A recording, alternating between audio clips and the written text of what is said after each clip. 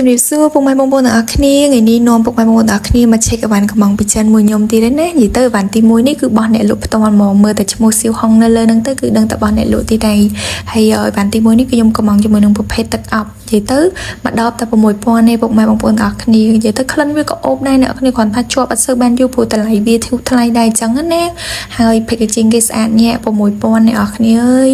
ចូលមកកាន់អីវ៉ាន់ទី2គឺខ្ញុំចាប់ check ជាមួយនឹងអីវ៉ាន់ភ្ញៀវហើយដោយសារអត់សូវមានលុយអញ្ចឹងកំងអីវ៉ាន់ខ្លួនឯងតែមកមុខបានហើយអញ្ចឹង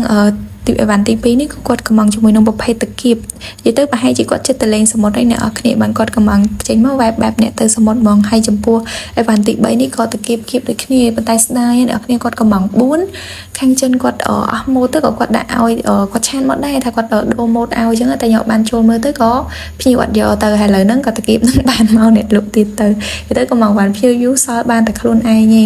ហើយចំពោះអីវ៉ាន់បន្ទាប់ទៀតនេះគឺជាមួយនឹងតាគៀបនិយាយទៅចេញមកគឺដឹងតែទៅលេងសមុទ្រហ្មងភ្ញៀវខ្ញុំក៏មកទូគាត់អត់ប្រាប់ក៏ខ្ញុំដឹងថាគាត់ទៅសមុទ្រដែរ